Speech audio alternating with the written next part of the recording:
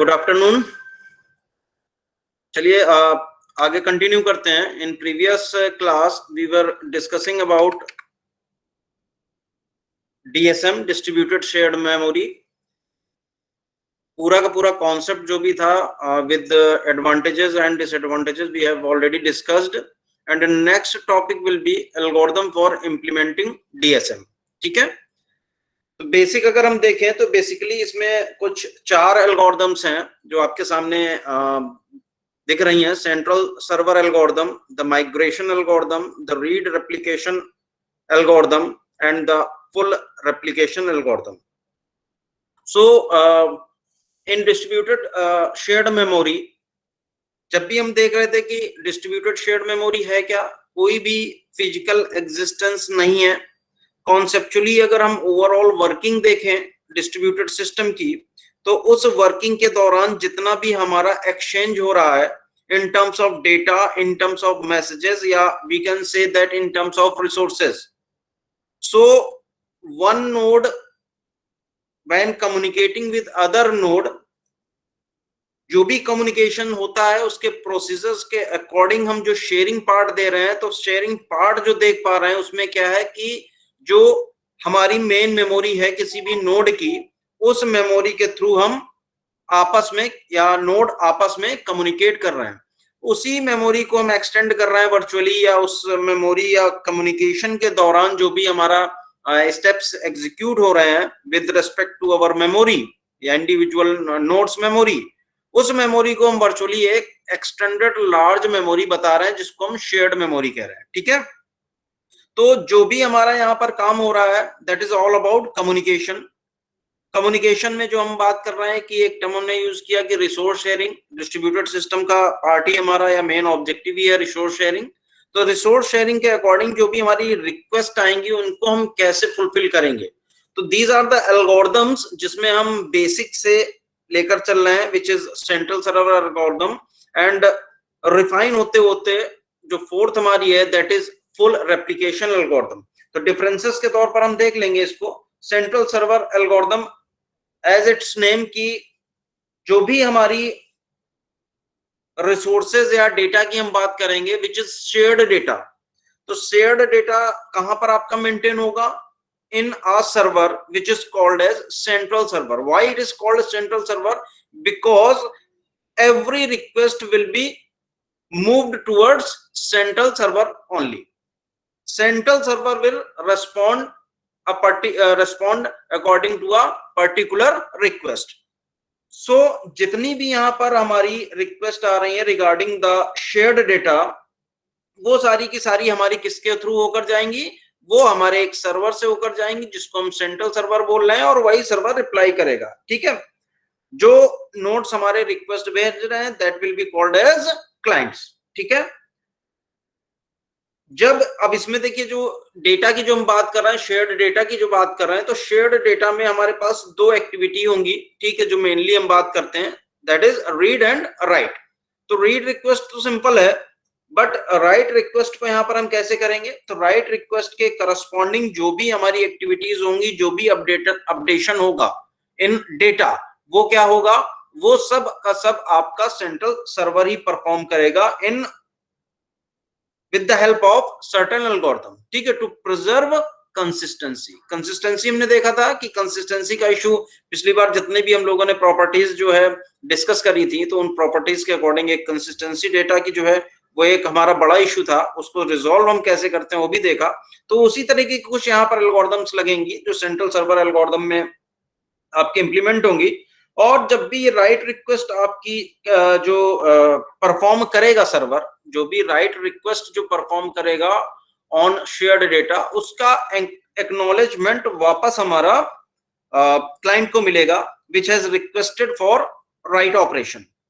सो write operation के बाद अब यहाँ पर देखिए नेटवर्क के कई सारे पैरामीटर्स लग सकते हैं कि अगर मान लीजिए कोई हमारा एक्नॉलेजमेंट फेल हो रहा है तो उस केस में आपका टाइम आउट और बहुत सारे पैरामीटर्स हैं, जैसे कि आपका डुप्लीकेसी जो अगर हमें पता करनी हो, तो डुप्लीकेसी पता करने के लिए हम लोगों ने क्या देखा था कि एक सीक्वेंस नंबर का कॉन्सेप्ट होता है, और उस सीक्वेंस नंबर के कॉन्सेप्ट के according central server will identify कि whether current request is outdated और नॉट।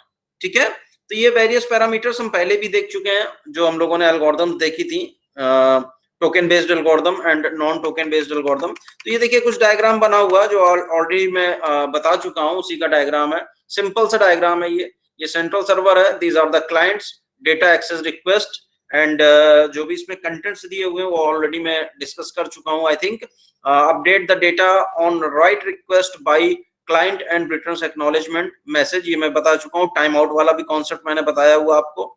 ये देखिए डुप्लीकेट राइट रिक्वेस्ट का भी यहाँ पर दिया हुआ, can be detected by associating sequence number with right request. तो whatever I have explained, वो हाँ ये एक प्रॉब्लम जो है ये अनकवर रह गई। The central server can become a bottleneck। तो bottleneck मैंने आपको प्रीवियस क्लास में बताया था कि bottleneck का कॉन्सेप्ट क्या है, although you have studied in your network server network subject also। तो bottleneck अगेन यहाँ पर होगा क्यों, क्योंकि सारी रीड एंड राइट रिक्वेस्ट कहाँ जा रही है, जो जितना भी लोड है वो सेंट्रल सर्वर पे जा रहा है। ठीक है, तो इट माइट बी कि एट सर्टेन मोमेंट या आफ्टर सर्टेन टाइम जो हमारी रिक्वेस्ट हैं वो ज्यादा हो रही हैं और उन रिक्वेस्ट को प्रोसेस करने में server will take some time. ठीक है, तो it depends upon the load of request services. ठीक है, to overcome this problem shared data can be distributed among several servers। तो ये देखिए सॉल्यूशन दिया हुआ है, बट वो फिर हमारा मिसमैच हो जाएगा जो हमारा सेंट्रल सर्वर एल्गोरिथम है। या हम कई, अब सेंट्रल का कॉन्सेप्ट यही है कि एक सर्वर हमारा होगा जो कि सारी एक्टिविटीज कर रहा है, लेकिन जो हम लोगों ने देखा है कि रिलायबिलिटी एंड अवेलेबिलिटी बढ़ाने के लिए हम क्या करते हैं, रेप्लिकास बना देते हैं, कॉपीज बना देते हैं, जो कि हमारे डिफरेंट नोड्स पर एग्जिस्ट करती हैं शेयर डेटा की इन डिस्ट्रीब्यूटेड सिस्टम। एक्सटेंशन की अगर हम बात करें तो माइग्रेशन एल्गोरिथम आ गई। तो माइग्रेशन एल्गोरिथम में क्या है कि बॉटलनेक को खत्म करने के लिए हमें क्या करना है, बॉटलनेक को खत्म करना है आपको, तो उसके लिए सिंपल सी बात है कि हमें जो डेटा की रिक्वेस्ट हो रही है उस डेटा को हम माइग्रेट कर दें। ठीक है, अब इसका मतलब क्या हुआ कि माइग्रेशन का रोल क्या है, तो माइग्रेशन का रोल यहीं पर है कि बॉटलनेक की बात क्या हो रही है कि सेंट्रल सर्वर जो है वो भी वही हमारा जो है एंटायर जो रिक्वेस्ट है उनको सेटिस्फाई करेगा या स्टेप्स लेगा। ठीक है, इस पर्टिकुलर एल्गोरिथम में जो माइग्रेशन एल्गोरिथम दी हुई है, तो एल्गोरिथम के केस में सिर्फ और सिर्फ एक नोड एट ए टाइम शेयर्ड डेटा को एक्सेस कर पाएगा। पहला इसमें जो डिफरेंस है, ठीक है, कि एक नोड एट ए टाइम कोई शेयर डेटा है उसी को एक्सेस कर पाएगा। ठीक है, और वो जो डेटा आइटम हमारा जिस पर्टिकुलर पेज में या जिस पर्टिकुलर ब्लॉक में एग्जिस्ट कर रहा है वो एंटायर ब्लॉक हमारा माइग्रेट कर जाएगा जो भी हमारा रिक्वेस्टिंग नोड है वहां पर। ठीक है, तो फिर होगा क्या, इससे होगा ये कि हमारा जितना भी ऑपरेशन हो रहा है वो लोकल हो जाएगा, तो बॉटलनेक वाला जो हमारी कंडीशन है वो खत्म हो जाएगी। ठीक है, अब बात जो आती है कि राइट रिक्वेस्ट वाली, तो राइट रिक्वेस्ट के करस्पॉन्डिंग हमारा अगेन जो पैरामीटर होगा यहाँ पर। अच्छा, एक चीज और है इसमें, जैसे कि फ्रीक्वेंट अगर माइग्रेशन होने लगेंगे तो it will cause threshing. Threshing मैंने पिछली क्लास में बताया था, आपने ऑपरेटिंग सिस्टम में भी पढ़ रखा है कि थ्रेशिंग कैसे होगी, कि बार बार माइग्रेशन होने लगेगा तो हमारा मेन जो एक्टिविटी है या मेन जो हमारा डिजायर्ड जो प्रोसेस है वो क्या है, टू एक्सेस शेयर्ड डेटा। तो शेयर्ड डेटा को एक्सेस करने के बजाय क्या हो रहा है कि उस डेटा को हम माइग्रेट करने में ही पूरा का पूरा समय लगा रहे हैं, तो एक्चुअल जो एक्सेसिंग है डेटा की रीड या राइट वो नहीं हो पाएगी, और इस वजह से हमारा थ्रेशिंग होगी जिसमें आउटपुट हमारा जीरो की तरफ मूव करने लगेगा आफ्टर सर्टेन टाइम। ठीक है, अब जैसे कि जो मैंने बोला कि आपका राइट रिक्वेस्ट, तो राइट रिक्वेस्ट में अगेन हमारा जो एक्सेसेस हैं, ठीक है, तो एक्सेसेस के केस में हमारा क्या हो रहा है कि अगर वो पेज जो कि अपडेट हुआ है उस पेज को अपडेट करने के साथ साथ आपको नोटिफाई कराना पड़ेगा जो भी हमारा नोड होगा जिसने अपडेट किया होगा before migrating to another node. ठीक है, तो इस तरीके से हम माइग्रेशन एल्गोरिथम यहां पर करते हैं। भाई सुनाई दे रहा है, लिंक प्रॉपर है? Yes sir. पल्लवी, हाँ ठीक है। और कोई एक्टिव है भाई? Yes sir. Namrata, Shubhangi, yes sir. चलो ठीक है। राहुल,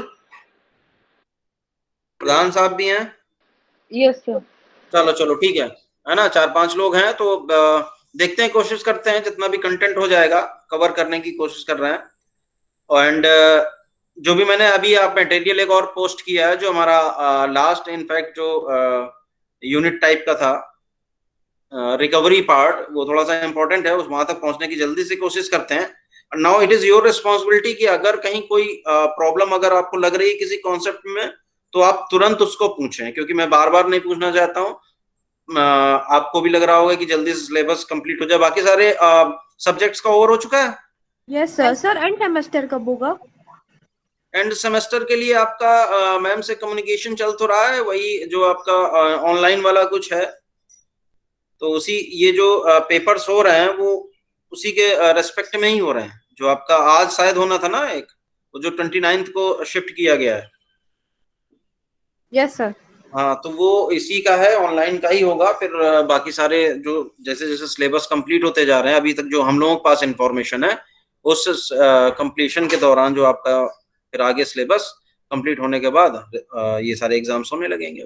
ठीक है, तो अभी देखते हैं वो एग्जाम मैम का तो नहीं है शायद, हेमंत सर का है।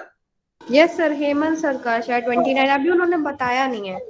अच्छा अच्छा, तो वही है, मतलब अब एंड सेमेस्टर ये मानिए रिलैक्स ही है सब, जहां तक कोशिश यही हो रही है सर कि ये अभी क्या ये मॉक टेस्ट है क्या, मतलब ट्रायल वाला है, मतलब वो शेड्यूल बाद में आएगा सारे एग्जाम्स का?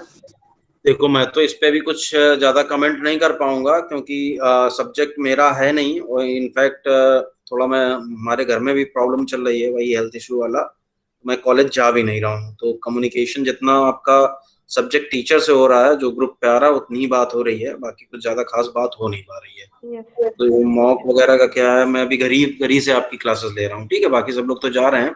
Yes sir. तो, है ना, तो आगे कंटिन्यू कर लेते हैं जल्दी से। ठीक है, ओके सर। हाँ। अब तो नेक्स्ट जो हमारी एल्गोरिथम है, that is read replication algorithm. ठीक है, तो अगेन जो रीड रेप्लिकेशन एल्गोरिथम है, वो आपका जो माइग्रेशन एल्गोरिथम है उसका एक्सटेंशन है। इस केस में जैसे कि जो मेन डिफरेंस है, ये डायग्राम देख लीजिए आप एक बार, सिंपल सा है बहुत ज्यादा। ये देखिए, डेटा ब्लॉक माइग्रेट हुआ, डेटा एक्सेस रिक्वेस्ट गई, ये वेरियस आपके, तो यहाँ पर जैसे सर्वर जैसा कोई कॉन्सेप्ट नहीं है, ये नोड्स हैं और नोड से हमारा डेटा ब्लॉक माइग्रेट हो रहा है। दूसरा जो यहाँ पर डिफरेंस, जो रीड रेप्लिकेशन एल्गोरिथम की जो हम बात कर रहे हैं कि एक्सटेंशन कैसे हुआ, तो एक्सटेंशन ऐसे हुआ है ये कि ये डायग्राम देख लीजिए, इससे क्लियर हो जाएगा। जो भी हमारा सबसे पहली चीज, जो रीड रेप्लिकेशन एल्गोरिथम है, वो एक्सटेंशन आपका माइग्रेशन एल्गोरिथम का ऐसे है कि यहाँ पर आपकी मल्टीपल जो रिक्वेस्ट हैं वो एक साथ फुलफिल हो सकती है। ठीक है, क्योंकि यहाँ पर रेप्लिकेट हो रहा है। क्या रेप्लिकेट हो रहा है? डेटा का रेप्लिकेशन हो रहा है। जो डेटा जो नोड एक्सेस करता जा रहा है, उस नोड से हमारा क्या हुआ, डेटा रेप्लिकेट हो गया, जो भी हमारा रिक्वेस्टिंग है। तो यहाँ पर हमारा जो वन प्रोसेस है on one node could access a share data at any one moment. ठीक है, जो रीड रेप्लिकेशन एल्गोरिथम की जो बात है, एक्सटेंशन में बता चुका हूं। जो परफॉर्मेंस होगी वो इंप्रूव ऐसे ही होगी कि कॉन्करेंटली जो हमारे नोड्स हैं वो आपके जो रीड रिक्वेस्ट है उसको परफॉर्म कर सकते हैं। ठीक है, तो it is all about read जो आपका डेटा हो रहा है। ठीक है, अब राइट का अगर हम यहां बात कर लें, तो राइट के केस में क्या होगा, अगर डेटा, अगर कोई नोड रेप्लिकेट कर चुका है डेटा अपने एंड पर, तो अपने एंड पर वो राइट ऑपरेशन परफॉर्म कर सकता है before sharing that particular data to others. ठीक है, तो ये चीज देखना होगा। तो ये वैलिड इनवैलिडेट का मतलब क्या है कि यहां से डेटा आपका था, पहले रिक्वेस्ट आ गई, ठीक है, रेप्लिकेशन हो गया, अब यहां पर अगर कोई रिक्वेस्ट आ रही है तो ये इनवैलिड बोली जा रही है। इस तरीके की कुछ यहां पर दिया हुआ राइट के केस में। ठीक है, फुल रेप्लिकेशन एल्गोरिथम देख लीजिए। फुल रेप्लिकेशन एल्गोरिथम में क्या है, extension of read replication algorithm, it allows multiple nodes to have both अभी तक मैंने इससे पहले क्या बोला था कि रीड पर आपको फोकस करना, राइट के केस में अभी हमारा जो आगे फर्दर एल्गोरिथम है जो कि हम ये डिस्कस कर रहे हैं, and write access to shared data blocks because many nodes can write shared data concurrently. The access to shared data must be controlled to maintain its consistency. ठीक है, ये लाइन मैंने इसीलिए आपको पढ़ी है, ठीक है, कि जब हमारा मल्टीपल जो रीड राइट ऑपरेशंस हैं वो आपके अगर पैरेलली परफॉर्म किए जाने लगेंगे तो पैरेलल जो एग्जीक्यूशन होगा that will lead to the data inconsistency. So consistency को मेंटेन करने के लिए देखिए ये डायग्राम दिया हुआ, दीज आर द क्लाइंट, ये सीक्वेंसर है, ठीक है, और write request then sequencer update multicast, ठीक है. सो है क्या इसका मतलब, तो यहां पर देखिए इसका सोल्यूशन जो दिया हुआ है वो पढ़कर फिर वन बाय वन देखते हैं. One way to maintain consistency is to use a gap free sequencer. तो गैप फ्री का मतलब जो भी आपका नंबरिंग है वो आपका वन बाय रन आगे प्रोसीड करे. In this all nodes wishing to modify shared data will send the modification to a sequencer. ठीक है, तो सीक्वेंसर है क्या, सीक्वेंसर आपका एक नोड है, ठीक है, या सर्वर ही मान लीजिए आप, जो कि राइट ऑपरेशन परफॉर्म कर रहा है. The sequencer will assign a sequence number and multicast the modification with the sequence number to all the nodes that have a copy of the shared data item.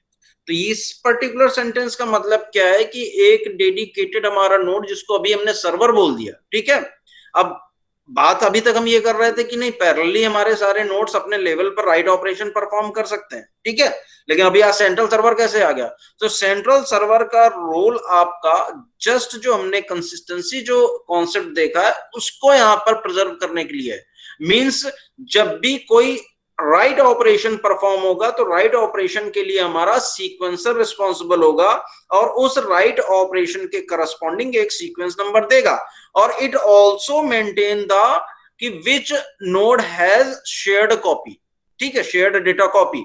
तो shared data copy की बात हम करेंगे तो sequencer क्या, जो multicast यहाँ पर जो लिखा हुआ है, मल्टीकास्ट का मतलब आपको पता है कि जिन जिन नोड्स के पास इस तरीके का आपका जो शेयर डेटा है जिसमें राइट ऑपरेशन परफॉर्म हुआ है, नेटवर्क के सारे पैरामीटर्स यहां पर लेने के बाद, जैसे कि हम लोगों ने आउटडेटेड रिक्वेस्ट वाला कॉन्सेप्ट देखा, तो सीक्वेंसर के साथ भेजा जाएगा कि अगर मान लीजिए डुप्लीकेट आपका अपडेट के करस्पॉन्डिंग नोटिफिकेशन जा रहा है तो इजिली नोड आइडेंटिफाई कर सके. तो this is the role of sequencer, ठीक है. Each node process the modification request in the sequence number order. ठीक है, a gap between the sequence number of a modification request and the expected sequence number at a node indicates that one or more modifications have been missed. ठीक है, तो दोनों चीजें हैं कि अगर डुप्लीकेसी हमें पता करनी है तो डुप्लीकेसी के केस में आपका सीक्वेंस नंबर रिपीट होगा. इन द केस ऑफ अगर एक्नॉलेजमेंट नहीं जाता है, किसी भी तरह का टाइम आउट होता है, तो सेकंड क्या है कि अगर दूसरी भी यह है कि नेटवर्क में कहीं कुछ डिस्टरबेंस की वजह से हो सकता है कि प्रीवियस जो हमारा अपडेट है उसका नोटिफिकेशन किसी नोड को ना मिल पाया हो, तो ये जो गैप आ जा रहा है सीक्वेंस नंबर का, तो दैट विल आइडेंटिफाई कि ठीक है कुछ अपडेशंस हुए हैं बट उन अपडेशंस की जो जानकारी है, जो नोटिफिकेशन है, वो रिसीव नहीं हो पाया ड्यू टू सर्टेन रीजंस जो भी हम बात कर रहे हैं, जैसे कि नेटवर्क की हम बात कर रहे हैं, तो नेटवर्क के जो पैरामीटर्स हैं उनके वो सारे आपके यहाँ पर रीजंस हो सकते हैं. Then node will ask for the retransmission of the modification at it has missed. तो इसका सोल्यूशन यही है कि ठीक है गैप आ गया है तो उस गैप के करस्पॉन्डिंग रिक्वेस्ट भेजी जा सकती है जो कि हमारा सीक्वेंसर के पास होगा. ठीक है, तो this is all about distributed memory. ठीक है, डिस्ट्रीब्यूटेड शेयर्ड मेमोरी और डिस्ट्रीब्यूटेड शेयर्ड मेमोरी की जो भी एल्गोरिथम्स हैं वो आपके सामने. अब मैं फाइनल ये पूछ रहा हूं, किसी को कोई दिक्कत है इसमें एल्गोरिथम्स में? प्रधान साहब? No sir, no sir. ठीक है, तो आगे मूव करें. इसको बंद कर रहा हूं मैं. अब आप मैंने क्लास में आपका जो क्लासरूम है, गूगल क्लासरूम पे आपका ये भेज भी दिया है, जो आज हम लोग नया जो टॉपिक डिस्कस करने वाले हैं, दैट इज रिकवरी। ठीक है, तो थोड़ा सा कॉमन आपका है, जो ज्यादा ही आपके इंपॉर्टेंट्स होंगे वो हम आपको एक्सप्लेन करेंगे। ठीक है, तो रिकवरी का मतलब क्या हुआ? रिकवरी की जरूरत कब पड़ेगी? When ever a node fails. ठीक है, तो फेल का मतलब क्या है? फेल का देखिए एक डायग्राम, एक मैं जल्दी से यहाँ पर आपका दिखा दे रहा हूं, जिसमें आपका फेल्योर के रीजंस और कुछ आपका बेसिक रूट कॉज उसके बताए गए यहाँ पर। ये है एक डायग्राम। ठीक है, तो डायग्राम के अकॉर्डिंग जो जैसे कि हम यहाँ से शुरू करें कि प्रोसेस और सिस्टम फेल। तो सिस्टम फेल का मतलब क्या हुआ? सिस्टम फेल का मतलब ये हुआ कि कुछ एरर्स होंगी। ठीक है, एरर्स होंगी तो system will lead to erroneous system state। ठीक है, तो errors are what? Errors are manifestation of faults and can lead to failure। ठीक है, errors के बाद का जो आउटपुट है that is failure। अब एरर्स और एरोनियस जो सिस्टम स्टेट्स हैं उनके पीछे रीजंस क्या हो सकते हैं? तो रीजंस देखिए ये कुछ चार आपके सामने दिखाए गए हैं कि फॉल्ट्स के केस में सबसे पहली चीज तो मैन्युफैक्चरिंग प्रॉब्लम।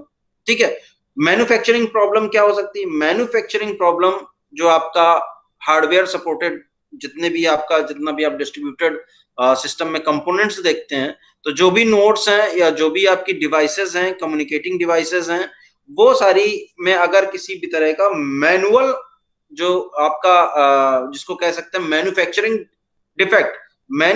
डिफेक्ट के कारण होगा क्या?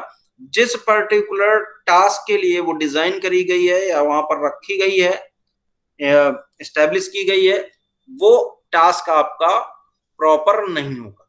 ठीक है, दूसरा हमारा डिजाइन एरर्स, जो हम लोगों ने देखा कि हर एक अब जब नेटवर्क और डिस्ट्रीब्यूटेड सिस्टम की हम बात करते हैं तो हम लोगों ने टोपोलॉजी पढ़ी हुई है। तो टोपोलॉजी का मतलब क्या होता है? टोपोलॉजी का मतलब ही यही होता है कि जो भी हमारे नेटवर्क के रेस्पेक्ट में अगर हम बात कर लें, तो नेटवर्क के रेस्पेक्ट में जो भी हमारा नेचर है, जो भी हमारा एक्टिविटी है पर्टिकुलर नोड्स का, जो कि आपस में इंटरकनेक्टेड है, तो वो इंटरकनेक्शन आपका एक इफिशिएंट लेआउट में होना चाहिए। पहली चीज ये नेटवर्क के टर्म्स में हो गई। और दूसरा हमारा जो इटसेल्फ आपका जो प्रोसेसेस हैं जो कि आपस में कम्युनिकेट कर रही हैं, उन प्रोसेसेस का क्या मोड है। ठीक है, तो दीज विल डिजाइन एरर्स कि अगर हमारा लेआउट में मान लीजिए कुछ प्रॉब्लम है, या नंबर ऑफ प्रोसेसेस को आपस में कम्युनिकेट करना था, उनमें कुछ प्रॉब्लम है। ठीक है, वो भी अल्टीमेटली हमारा एरोनियस आउटपुट ही जनरेट करेगी।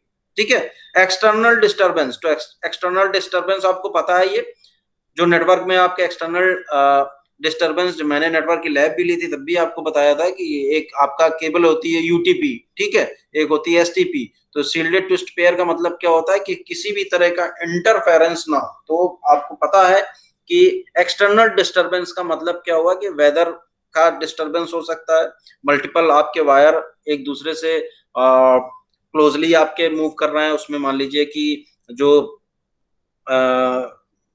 जो वायर्स के बीच में आपकी ट्विस्टिंग होती है उसमें कहीं कुछ प्रॉब्लम है, तो ट्विस्टिंग नहीं होगी तो that will become antenna and will capture certain signals. तो ये सब क्या हो, ये वेरियस आपके पैरामीटर्स हैं जो कि आपके क्रॉसटॉक और इंटरफेरेंस को लीड करेंगे ड्यू टू एक्सटर्नल डिस्टर्बेंस। ठीक है, तो अल्टीमेटली होना क्या है? अल्टीमेटली जो भी हमारा कम्युनिकेशन चल रहा है वो इफेक्ट होगा।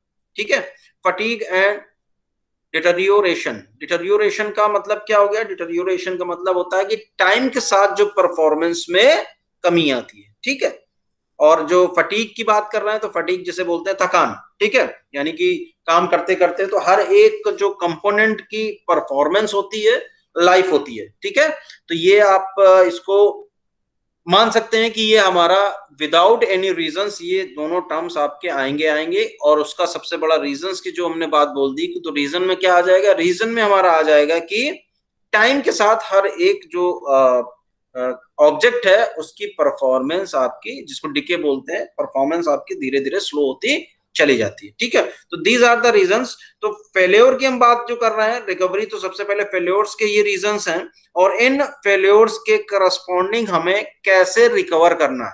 ठीक है, तो ये रीजंस हैं, डजंट मैटर कि हमारा किस वजह से आपका फेल्योर हुआ है, हमें उस फेल्योर से रिकवर करना है। ठीक है, लेकिन ये भी जानना जरूरी है कि फेल्योर्स के रीजंस क्या क्या हो सकते हैं, so that according to those reasons जो सॉल्यूशंस हैं वो तैयार किए जाते हैं। ठीक है, ये सारी चीजें आप देखेंगे तो ऑलरेडी हम लोग डिस्कस कर चुके हैं, कई बार डिस्कस कर चुके हैं, जैसे कि मॉडल्स जब हम लोगों ने देखे थे। तो देखिए यहाँ पर सबसे पहला आपका जो पार्ट दिया हुआ था, पहले पार्ट में आपका क्या था, प्रोसेस फेल्योर। ठीक है, तो प्रोसेस में आपको पता है कि जो भी कम्युनिकेशन है वो समहाउ आपका फेल हो जाए। ठीक है, एक बार देख लेते हैं, अगर आपको याद नहीं है तो एक बार रिवाइज कर लेते हैं। ठीक है, for example the computation results in an incorrect outcome, the process causes the system state to deviate from specifications, the process may fail to progress etc. ठीक है, examples of errors causing process to fail or deadlocks, देखिए इससे आप relate कर सकते हैं, deadlocks, time out, protection violation, wrong input provided by a user, consistency violation. तो ये सारे कॉमन टर्म है जो कि हम लोग कई बार डिस्कस कर चुके हैं। ठीक है, डेडलॉक पता है, डेडलॉक की वजह से हमारा एरर आ जाएगी जब हमारा प्रोग्रेस ही नहीं हो पाएगी प्रोसेस के बीच में। टाइम आउट का अभी अभी हम लोगों ने डिस्कस किया कि टाइम आउट का मतलब क्या हुआ, टाइम आउट के करस्पॉन्डिंग हम सिंपल सी बात ये कर रहे हैं कि हमें एक्नॉलेजमेंट नहीं मिला या हमारी प्रोसेस की जो रिक्वेस्ट है वो आपकी टाइमली नहीं पहुंच पाई। प्रोटेक्शन वायलेशन में आपका, जैसे कि अभी हम लोग देख रहे थे कि राइट और रीड में आपका फर्क है। ठीक है, तो राइट में प्रोटेक्शन आपका एग्जिस्ट करना चाहिए, wrong input provided by a user, consistency violation etcetera. ठीक है, दूसरा है हमारा सिस्टम फेल्योर। तो सिस्टम फेल्योर्स में देखिए एमनीशिया फेल्योर, जैसे कि बोला जाता है कि ठीक है कि भूल जाना। An amnesia failure occurs when a system restarts in a predefined state that does not depend upon the state of system before it fails। ठीक है, मतलब क्या हुआ, मतलब यही हुआ कि जब भी आपका फेल्योर एग्जिस्ट करेगा तो सिस्टम जैसे कि बोलते हैं रीस्टार्ट हो गया, किसी भी तरह का कोई भी वहां पर हमने check points related to our recovery नहीं बनाए हैं, तो मान लीजिए कि स्टार्टिंग से आपका फिर से चल रहा है, तो दिस इज कॉल्ड एमनीशिया। ठीक है, इसका वेरिएंट दिया हुआ नीचे, partial amnesia failure occur when a system starts in a state where in a part of the state is the same as the state before the failure and the rest of the state is predefined. ठीक है, तो partial amnesia में क्या होता है कि आपका 100% work या प्रोसेस जो है वो फेल नहीं कहलाएगी। जिस टाइम तक, जिस चेक पॉइंट तक हमने प्रिजर्व किया हुआ है अपना वर्क डन, वहां से हम रिकवर करेंगे, उसके बाद जितना टाइम होगा वो आपका फेल्योर की कॉस्ट होगी। ठीक है, तो ये और भी कई सारे चीजें दी हुई, देखिए secondary storage failure and just second, communication medium failure, सब पता है, किसी को डिस्कस तो नहीं करना भाई इसमें।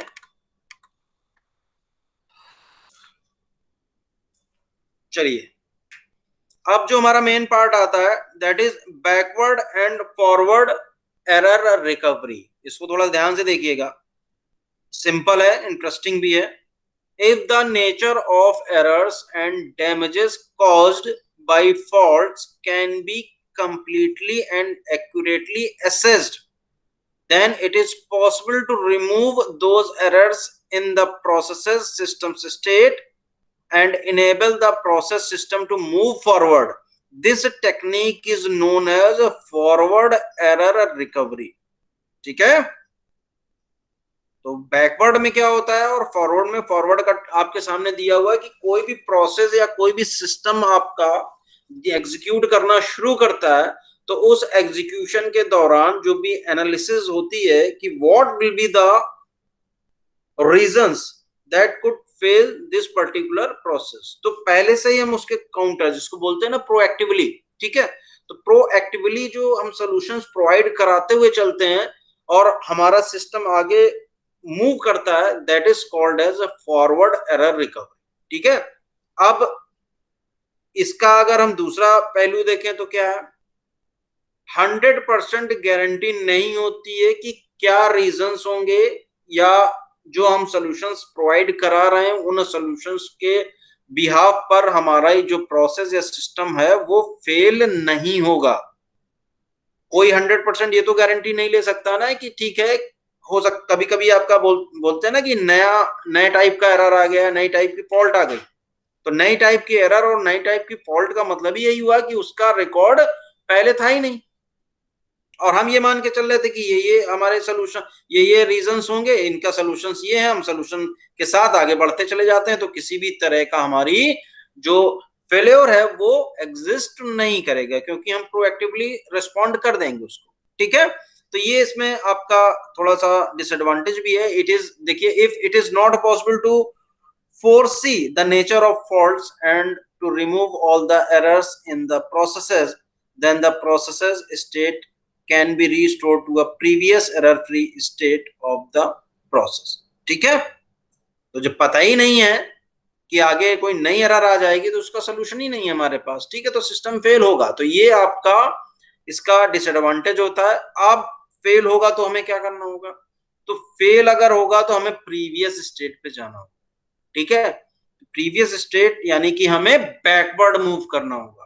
तो बैकवर्ड के केस को ही हम बोलेंगे यहाँ पर, जो दूसरा है हमारा बैकवर्ड एरर रिकवरी। ठीक है, तो बैकवर्ड एरर रिकवरी में क्या होगा कि अगर फेल एग्जिस्ट करता है, यहाँ पर कोई प्रोएक्टिव हमारा नहीं है, ये रिएक्टिव है, उस हम ये मान के चलते हैं कि कभी भी फेल हो सकता है, तो उस केस में हम क्या करेंगे, टाइम टू टाइम अपने वर्क डन को सेव करते चले जाएंगे, जिसको हम रिस्टोर पॉइंट बोलते हैं, यहाँ पर हम चेक पॉइंट बोलेंगे। ठीक है, और उसी चेक पॉइंट पर हम वापस रोल बैक कर जाते हैं। तो this technique is called backward error recovery.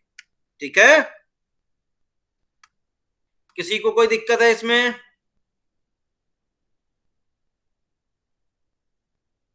अब बैकवर्ड एरर रिकवरी में देखिए, जैसे कि आपका फॉरवर्ड एरर रिकवरी में कि 100% गारंटी नहीं है कि फेल होगा ही होगा। देख लीजिए, backward error recovery is simpler than forward error recovery as it is independent of the fault and the error caused by the fault. Thus, a system can recover from an arbitrary fault by restoring to a previous state. ठीक है, अब इसमें जो हमारे पास इसके disadvantages होंगे वो देखिए, परफॉर्मेंस पेनल्टी। अब परफॉर्मेंस पेनल्टी क्या हो गई कि ओवरहेड तो है ना रिस्टोर करने के लिए, तो ऐसा तो है नहीं कि हमने 100% जो फेल्योर को रिकवर कर लिया, कुछ ना कुछ आपका लॉस तो होगा ही होगा। ठीक है, पहली चीज। दूसरी चीज कि आप, ठीक है, रिस्टोर कर गए, रोल बैक कर गए रिस्टोर पॉइंट पर, अब जैसे ही आप मूव करेंगे up to that particular instruction या स्टेट जहां पर आपका फेल एग्जिस्ट हुआ था, तो क्या जरूरी तो है नहीं कि आप रोल बैक कर गए थे, आप फिर वापस उसी पॉइंट पर जाएंगे तो हमारा फेल नहीं होगा। तो एक तो आपका ये लूप आइट्रेशन वाली बात हो जाएगी फिर ना, आइट्रेशन वाली बात हो सकती है कि भाई रीस्टोर पॉइंट पर गए, फिर आगे जैसे मूव किया, same cause same reason, solution है नहीं, फिर से फेल हुआ, फिर से आप रिकवरी पॉइंट पर आ गए, फिर से आपने स्टार्ट किया, उसी पॉइंट तक गए, अगेन फेल। तो ये भी पॉसिबिलिटी हो सकती है। Some components of the system state may be unrecoverable. For example, cash dispensed at an automatic teller machine cannot be recovered. तो ये एग्जांपल दे दिया इन्होंने रियल लाइफ का। ठीक है, कि कुछ आपके ऐसे भी फॉल्ट्स होते हैं जिनको हम रोल बैक करके या जो बैकवर्ड एरर रिकवरी है उससे भी मिटिगेट नहीं कर सकते। ठीक है, किसी को कोई इसमें दिक्कत है?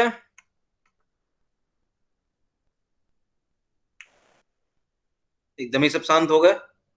No sir. ठीक है, अब ये कुछ चीजें देखिए सिंपल हैं, इसमें ज्यादा मैं सिस्टम मॉडल वगैरह दिखाया गया है, ऑपरेशन बेस्ड अप्रोच है, ये देख लीजिएगा, बहुत ज्यादा इसमें डिस्कस करने की जरूरत है नहीं, बहुत लॉजिकल इतना ज्यादा है नहीं। ठीक है, जो लॉजिकल है वो मैंने बताया कि फॉरवर्ड और एरर रिकवरी में क्या आपका डिफरेंस होता है कि होता क्या है। तो ये पार्ट आप एज एन असाइनमेंट देख लीजिए, शैडो पेजेस वगैरह। ठीक है, तो शैडो पेजेस का मतलब वही है कि कॉपी आपकी बन जाती है, देख लीजिएगा, इजी है, कोई दिक्कत नहीं है इसमें। ठीक है, अब रिकवरी इन कॉन्करेंट सिस्टम्स। ठीक है, ये आपका इंपॉर्टेंट है, लॉजिकल भी है और कई बार पूछा भी गया हुआ है इसमें, जैसे डोमिनो इफेक्ट होता है और फन मैसेजेस होते हैं, कॉमन टर्म है जो कि आपके कई बार पूछे जाते हैं। इसके साथ ही साथ आपका प्रॉब्लम ऑफ लाइव ब्लॉक्स है, ठीक है। तो इसको थोड़ा सा पढ़ते हुए चलते हैं ताकि आपको लाइन बाय लाइन पता चल जाए, क्योंकि इंपॉर्टेंट है और लॉजिकली समझना जरूरी है, ठीक है। In concurrent system several processes are cooperative process, and if one of the cooperating process fails and resumes execution from a recovery point, then the effects it has caused at other process due to the information it has exchanged with them after establishing the recovery point will have to be undone। ठीक है, इसका मतलब क्या हुआ? Concurrent में आपने क्या बोला कि कोऑपरेटिव प्रोसेस है। कोऑपरेटिव प्रोसेस का मतलब क्या हुआ? डिपेंडेंट प्रोसेस है। डिपेंडेंट प्रोसेस का मेन जो हमारा कैरेक्टरिस्टिक्स की बात कर रहे हैं वो क्या होता है? कैरेक्टरिस्टिक्स ये they exchange information, they passes message with each other, ठीक है। They passes messages with each other का मतलब क्या हुआ कि कम्युनिकेशन चल रहा था, कोऑपरेटिंग प्रोसेस थी, एक ग्लोबल टास्क पे काम कर रहे थे, एक दूसरे से वर्क डन एक्सचेंज कर रहे थे, ठीक है। ऑल ऑफ सडन किसी एक प्रोसेस फेल होती है, तो जो एक प्रोसेस फेल होगी क्योंकि कॉन्करेंट आपका एग्जीक्यूशन चल रहा था कोऑपरेटिव प्रोसेस, उस प्रोसेस के फेल का इफेक्ट दूसरे पर भी पड़ेगा। फॉर एग्जांपल कैसे? रिकवरी पॉइंट आपका बना हुआ, जो हमने चेक पॉइंट की बात कर रहे हैं, वहां पर आप चले गए, कोई प्रोसेस फेल होने के बाद चली गई, तो आप समझ सकते हैं कि उस रिकवरी पॉइंट से लेकर जहां से प्रोसेस फेल हुई थी उस दौरान अगर इस प्रोसेस ने किसी दूसरे प्रोसेस से कम्युनिकेट किया है तो वो कम्युनिकेशन आपका टोटली अनडन करना पड़ेगा, अदरवाइज इनकंसिस्टेंसी को ये लीड कर जाएगा कम्युनिकेशन। बात समझ में आई? ध्यान दीजिएगा थोड़ा सा, इसीलिए इसको अंडू और ये सारी चीजें बोली जाती है कि अनडन करना पड़ेगा। अब मेन देखिए जो पार्ट आया ये मैं डायग्राम के थ्रू आपको बताऊंगा, orphan messages and the domino effect. तो ऑर्फन का मतलब क्या हुआ कि अनाथ मैसेज की जो हम बात कर रहे हैं कि जिसका सेंडर ना हो, that will be called as orphan. मतलब मैसेज रिसीव हुआ है बट उस मैसेज का कोई भी सेंडर नहीं है, that message will be called as orphan message, ठीक है। और डोमिनो इफेक्ट में हम देखते हैं कि डोमिनो इफेक्ट में क्या होता है कि एक प्रोसेस के रोल बैक से अगर दूसरी प्रोसेस को भी रोल बैक करना पड़ता है तो that will be called as domino effect, ठीक है। देयर आर 3 प्रोसेसेस, ये आपका डायग्राम दिया हुआ है, उस डायग्राम के अकॉर्डिंग देखिएगा, 1 second. There are 3 process that cooperate by exchanging information, each symbol ये जो आपका बना हुआ है, ठीक है, बड़े ब्रैकेट की तरह, marks a recovery point two which a process can be rolled back in the event of a failure. तो ये आपका जो इसको चेक पॉइंट बोलते हैं, ठीक है। जो सिंबल्स आपके दिए हुए हैं इसको हम चेक पॉइंट बोलते हैं फॉर रिकवरी पर्पस। जब भी कोई प्रोसेस रोल बैक होगी तो वापस रोल बैक होकर यहाँ तक x1 तक आएगी, तो ये आपका प्रिजर्व रहेगा पूरा यहाँ तक का वर्क डन। अब ये देखिए मैसेजेस दिए हुए हैं, x जो प्रोसेस है इसमें check point x1 x2 x3 बने हुए, y में y1 y2 and z1 z2। अब देखिए if process x is to be rolled back, बाकी भाई जितने भी लोग एक्टिव हैं ध्यान दीजिएगा, if process x is to be rolled back it can be rolled back to the recovery point x3, ठीक है, without affecting any other process। मतलब देखिए, मतलब ये without affecting any other process का मतलब क्या हुआ? ये आपका बना हुआ है, अगर यहाँ कहीं फेल्योर होता है तो आप x3 तक जाइए, तो यहाँ पर बाकी किसी मैसेज किसी प्रोसेस पर कोई भी फर्क नहीं पड़ रहा है, क्योंकि डायग्राम के अकॉर्डिंग कोई मैसेज का एक्सचेंज हुआ ही नहीं है, ठीक है। ये रिकवरी पॉइंट तक सारे का सारा आपका पहले ही हो चुका है, ठीक है, पहली चीज। दूसरा डायग्राम दूसरे के अकॉर्डिंग देखिएगा, suppose y fails after sending message m and roll back to y2। अब y की बात देखिए, y fails after sending message m, y ने क्या ये मैसेज भेजा, देखिए, ठीक है, ऊपर देखिएगा डायग्राम में, ये मैसेज भेजा और फेल हुआ तो कहां जाएगा, ये y2 पर रोल बैक कर जाएगा। जब y2 पे रोल बैक कर जाएगा तो इसने तो प्रिजर्व कर लिया, लेकिन x3 पर क्या मिलेगा, x3 पर हमें मैसेज मिल जाएगा m, जो कि प्रोसेस x ने रिसीव किया। और फॉर कंसिस्टेंसी m, जब हम यहां पर आएंगे तो m का कोई भी रिकॉर्ड y2 पॉइंट पर है ही नहीं, क्योंकि वो तो y2 के बाद भेजा गया। तो this message will be called as orphan message. ठीक है, समझ में ना आया हो तो पूछ लेना, देखो इंपॉर्टेंट है इसलिए मैं बार बार पूछ रहा हूं आपसे।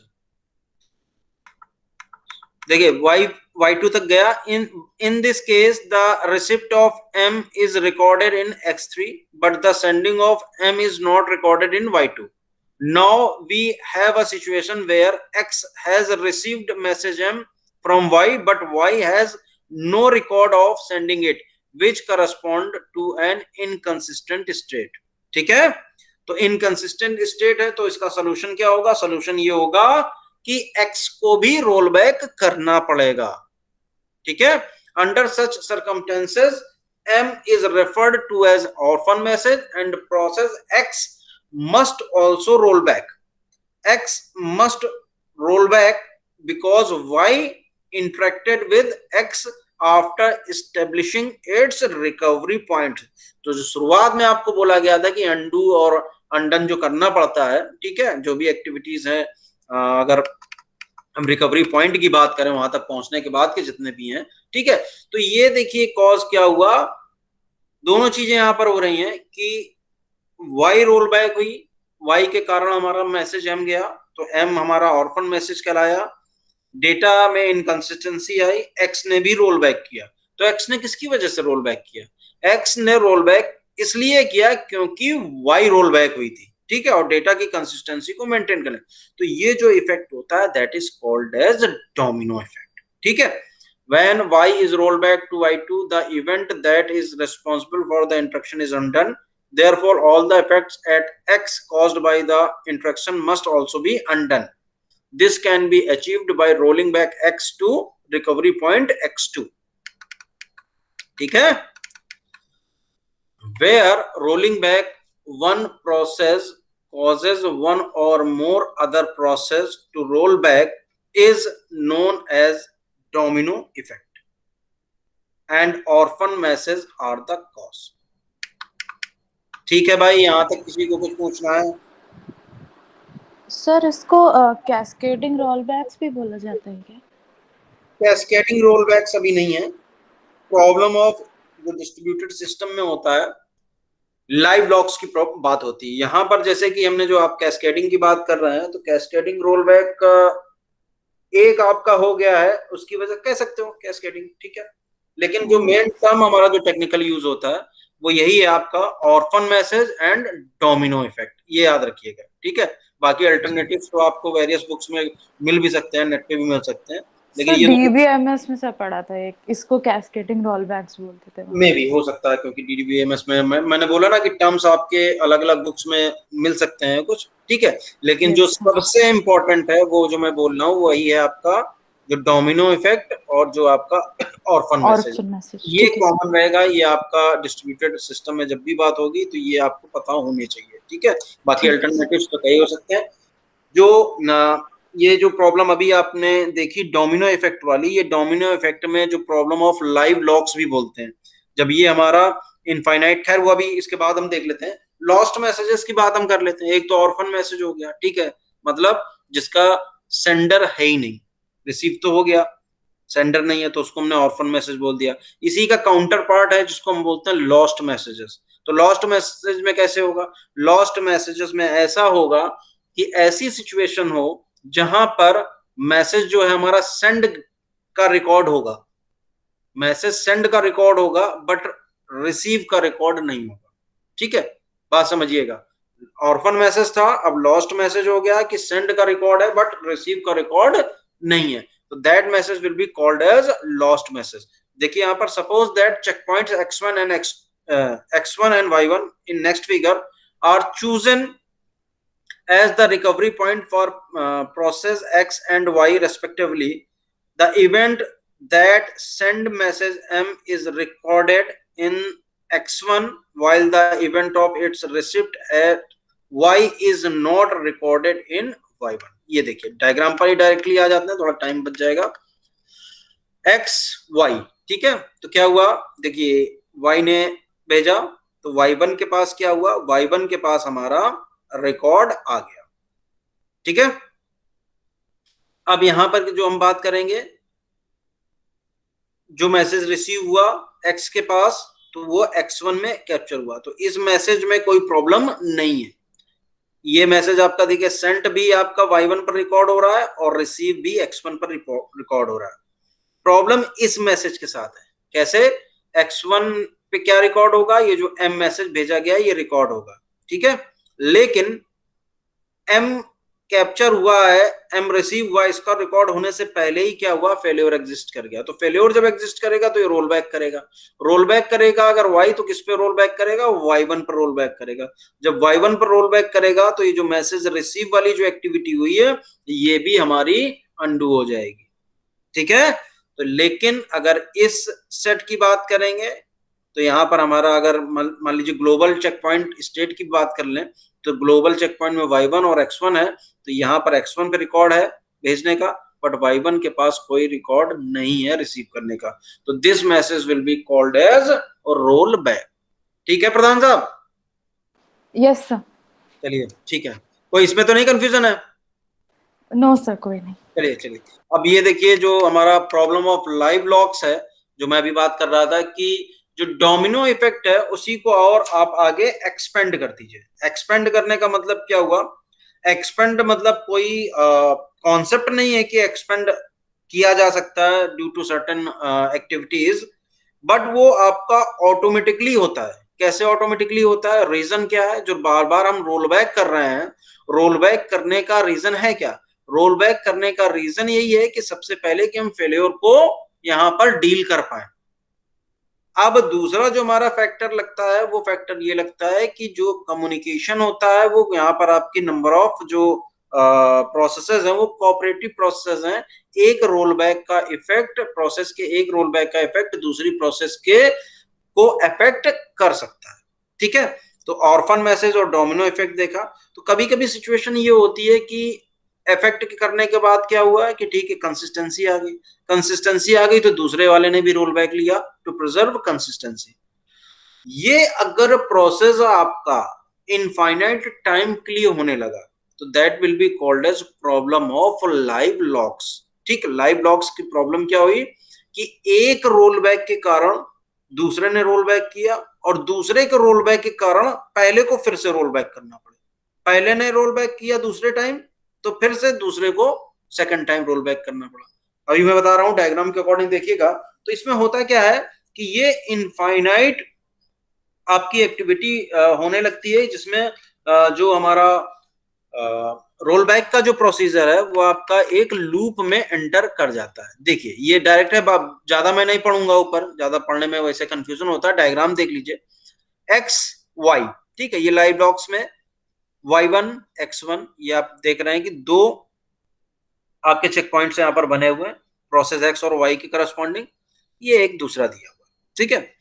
तो आप देखिए यहाँ पर क्या दिया हुआ है, x1 है, x1 ने मैसेज n1 भेजा, थोड़ी देर बाद या ये टाइम के रेस्पेक्ट में आप देख लीजिए कि पहले आपका m1 भेजा गया और थोड़ा स्लाइड डिफरेंस, अगर ये हम टाइम और ये स्पेस की बात कर रहे हैं तो ये स्पेस हो गया और ये टाइम हो गया, तो टाइम के रेस्पेक्ट में मान लीजिए m1 पहले भेजा गया, m1 भेजा गया, ठीक है, और ये n1 बाद में भेजा गया। n1 किसके करस्पॉन्डिंग है, ये x के करस्पॉन्डिंग और ये y के करस्पॉन्डिंग। अब देखिए फेल्योर कहां हुआ, यहां पर फेल्योर हुआ, ठीक है।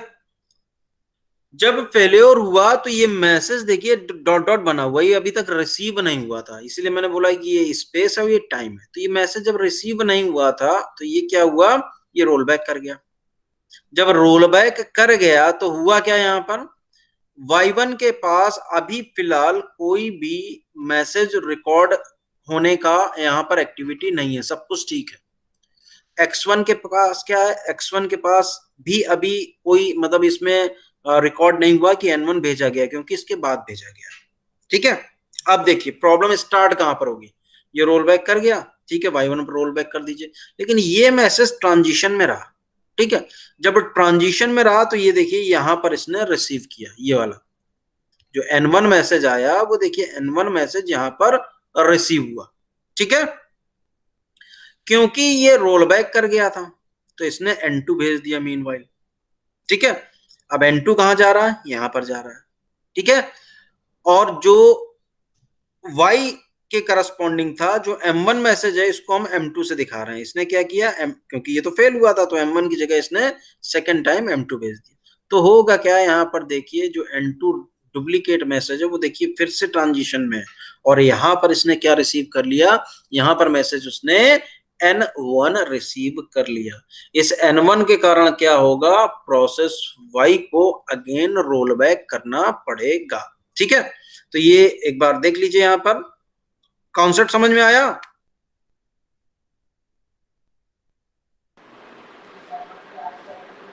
प्रॉब्लम है कुछ इसमें?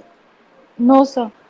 एक बार देख लेते हैं। देखिए फिगर ए में the activity of two process X and Y until the failure of Y, process Y fails before receiving message N1 send by X, when Y rolls back to Y1, देखिए y rolls back to y1, there is no record of sending message m1 का कोई भी record नहीं, hence x must roll back to x1। बात समझ रहे हैं? तो ये क्या हुआ, जब m1 का यहाँ पर कोई रिकॉर्ड बचा ही नहीं है तो ये x यहाँ पर अगर रिसीव भी कर लेती है तो क्या करेगी, ये रोल बैक कर जाएगी, क्योंकि यहाँ पर रिकॉर्ड जो है y1 में m1 भेजने का कोई रिकॉर्ड नहीं है जो कि m1 x ने रिसीव किया, तो इसने रोल बैक किया, इसीलिए इसको N2 और ये आपका M2 दिखाया गया। बट जो मेन प्रॉब्लम आ रही है वो मेन प्रॉब्लम ये आ रही है कि ये जो मैसेज N1 था वो ट्रांजिशन में था, ठीक है, वो अभी रिसीव नहीं, अगर रिसीव हो जाता तो प्रॉब्लम खत्म हो जाती। तो ये मैसेज जब अगर ट्रांजिशन में रह जाते हैं तो ये क्या होते हैं, इनफाइनाइट जो रोल बैक है उसमें एंटर करवा देते हैं प्रोसेस को। तो ये x रोल बैक हो गई। अब देखिए दूसरा आगे क्या दिया, when process y recovers is send out M2 and receives N1, this is the main reason, N1 receive किया। Process x after resuming from x1 send N2, लेकिन इसके पास N1 का तो अब रिकॉर्ड रहेगा नहीं x1 के पास, ठीक है। However, because x rolled back, there is no record of sending N1 and hence y has to roll back for the second time, ठीक है। Second time y roll back कर गई तो x को भी फिर से रोल बैक करना पड़ेगा। तो मैसेजेस ट्रांजिशन में रह जाते हैं जिसकी वजह से हमारा जो ये रोल बैक का कॉन्सेप्ट है वो इनफाइनाइट लूप में एंटर कर जाता है। तो दिस सिचुएशन को कहते हैं हम प्रॉब्लम ऑफ लाइव लॉग्स। हाँ पूछो, किसी को पूछना है? No sir. चलो ठीक है, अब आगे कुछ है नहीं। ये देखिए consistent set of check points, ये आपका एज इट इज है, अगर आपको याद हो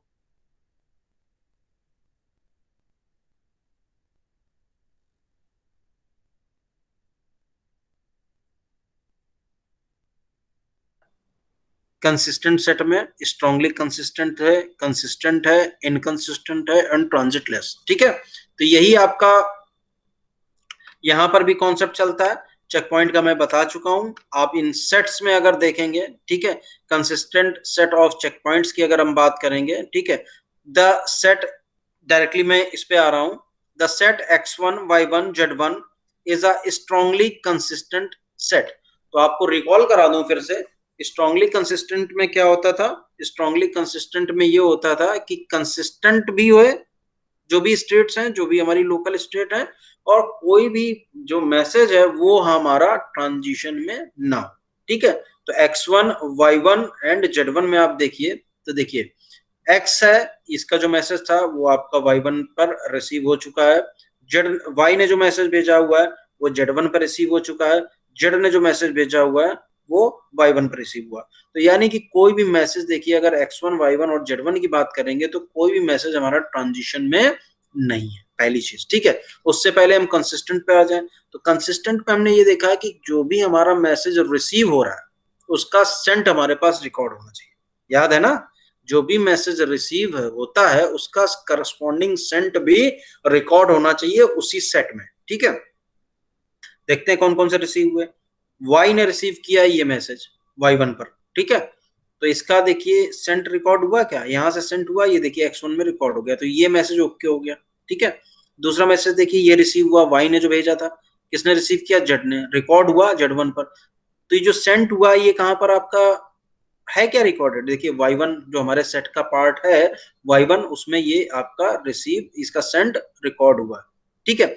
अब जेड पर आ जाइए, तो जेड पर क्या है, जेड पर आपने ये मैसेज भेजा गया, ठीक है, y1 ने रिसीव किया, तो ये जो मैसेज भेजा है जेड ने, क्या इसका रिकॉर्ड है, तो ये देखिए z1 पर रिकॉर्ड है। तो this is why this is called as consistent या strongly consistent set of check point, ठीक है, x1 y1 एंड z1, ठीक है।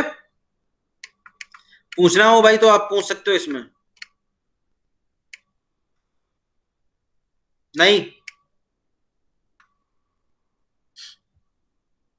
सो मैंने आप सभी को ये भेज भी दिया है, ठीक है, जो भी हमारा कंटेंट है, और यहीं तक रखते हैं, ठीक है।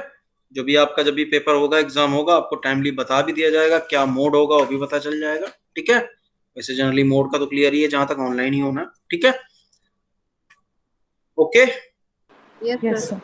चलिए ठीक है, फिर एंड करते हैं, सारा कंटेंट आपके पास है ही। अगर कोई कंटेंट आपको लगता है कि नहीं है तो आपस में कोऑर्डिनेट कर लीजिएगा, फिर भी अगर नहीं मिलता है तो मुझे बताइएगा, मैं ठीक है, फिर एंड Yes. करते हैं क्लास। यस ठीक है।